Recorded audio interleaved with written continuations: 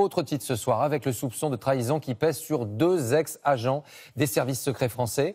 Ils ont été mis en examen et placés en détention. La ministre de la Défense, Laurence Parly, a confirmé qu'ils sont susceptibles d'avoir fourni des informations qui touchent la sécurité de l'État. Des informations à destination de qui?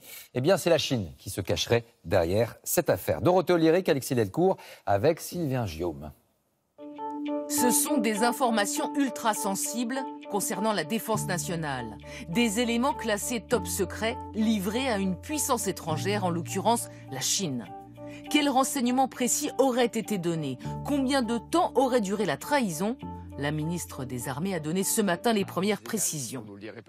Les informations peuvent potentiellement mettre en cause la sécurité de l'État. Mais les deux étaient en service et en fonction quand ils ont trahi.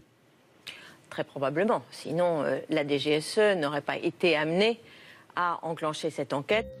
Les 2 ex-agents de la DGSE, aujourd'hui à la retraite, ont été mis en examen le 22 décembre dernier. Quand ils étaient en service, l'un aurait recruté l'autre.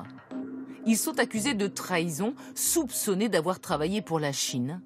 Ils ont été placés en détention provisoire. La conjointe d'un des ex-agents a, elle, été mise en examen pour recel des crimes et délits de trahison et placée sous contrôle judiciaire.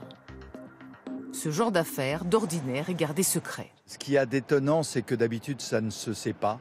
Et que là, la ministre, révélant une affaire qui s'est passée au mois de décembre, a probablement l'intention de dire à la puissance qui les a retournés, si c'est la Chine, nous en connaissons beaucoup plus que vous ne le pensez. Pourquoi ces espions auraient-ils trahi la France? Pour l'instant, rien ne filtre sur leur motivation.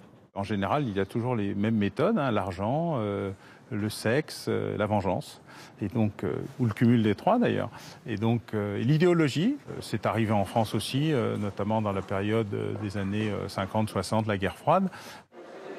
En France, la trahison et l'atteinte au secret défense sont considérés comme des crimes et passibles de 15 ans de prison.